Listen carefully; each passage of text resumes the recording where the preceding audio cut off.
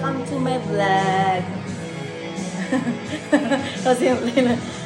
Kain na tayo guys. Thank you for watching, Lord. Kain na tayo, Lord. Mayroong akong tuna, mayroong tosino. Ang swerte-swerte ko, Lord. Kasi nandito ako sa aking tahanan kung saan ang malamig ay hinihipan ko at ang mainit ay ginatayho ko nga more.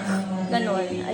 Ayun lang. Gusto ko lang i-share sa inyo na marami na pala akong dapat i-upload na video at ang iba ay kailangan ko ng i-erase para lisanin nila ang aking memory card. Memory. Buti pa yung buti pa yung cellphone may memory. Ako din gusto ko rin ibalik ang aking mga old memories para I'm gonna be fresh rods. Let's eat guys.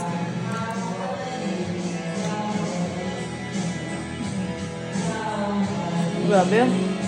Sa totoo lang, ang sarap talaga ng tosino. Alam mo, favorite ng anak ko to. Tosino. Sorry, anak. Pero sana, makabili ka ng tosino sa Filipino food. Basta anak, babawi si mama sa iyo. Okay? At kung saan ka man ngayon, alam ko na so many loves you so much. Ay, nahulog. Bakit kaya yung tosino, no? Wala nang buhay, pero tumatalon. Yung kanin ko rin tumatalon. Yung tinidor tumatalon papunta ng ng sahig. Hindi ko alam, hindi ko na maintindihan ngayon guys. Ang kutsara guys, oo, tignan mo. Ang gulo-gulo, tignan mo, oo. Hindi, nahihirapan na ako guys, pero kailangan kong huli. Sarap. Alam mo, ang sarap ng ng tuna. Ngayon ko lang guys na appreciate ang pagkain ng Pilipino. Pero sa totoo lang dati pa guys, Filipino food naman ako. Kasi mas masarap talaga ang Filipino food. Kahit saan ka pumunta. Thailand din guys, ang sarap ng pagkain na Thailand. Huwag lang yung pausok-usok ng spicy kasi imbes na kakain ako, kakaiba. Pero kung hindi spicy guys, masarap ang pagkain ng Thailand. Grabe, ang sarap. Ang sarap ng luto ng nanay ko. Alam mo, sa totoo lang, kahit saan ka mapunta, hanapin mo ang luto ng iyong nanay. Luto ng punong-puno ng pagmamahal. Pero kapag nag-away kami ng nanay ko, alam mo, first time namin nag-away ng nanay ko, babatugin niya na ako ng bato. Muntik na ako mabato, guys. Pero, alam mo, yung nanay ko, high blood din man yan ngayon, alam namin kung paano namin siya ulit ihahag. Ganun lang kami, guys.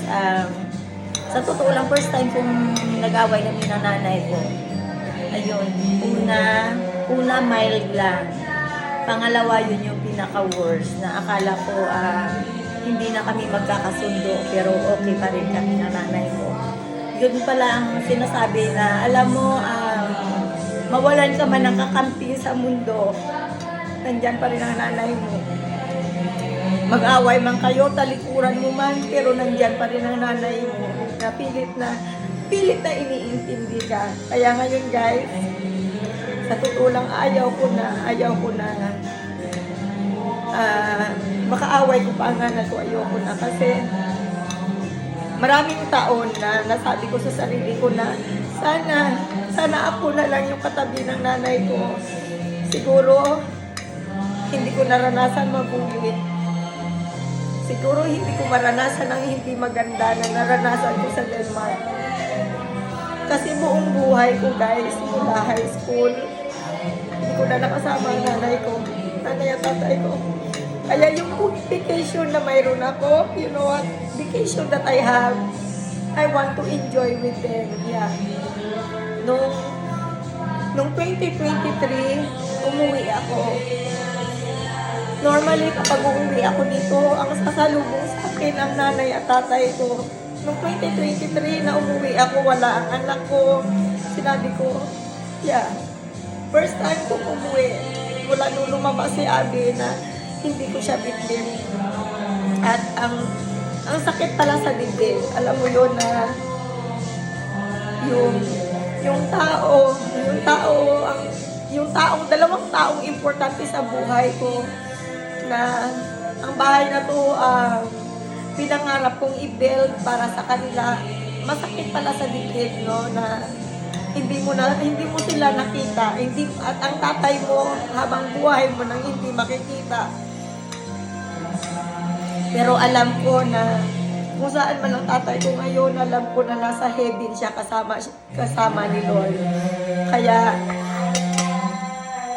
sa tuwing, alam mo, tapos ito pa guys, si Jingjing, si Gail, yung batang maliit na pamangkin ko, lagi din siyang nagpapaalala sa akin kung ano si Abby noon, kung ano yung favorite, kung ano yung mga gustong gawin.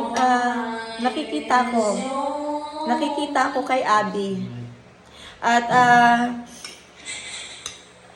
maraming alaala na naaalala ko dahil kay Gail. Lalo na yung mga kinakain niya, yung mga gusto niya. Parang si Gail. Kaya kapag pagkasama ko si Gail, parang kasama ko na rin ang anak ko nung 6 years old siya. 6, 7, parang ganun. Hindi na pala, no? Natuto lang ang anak ko.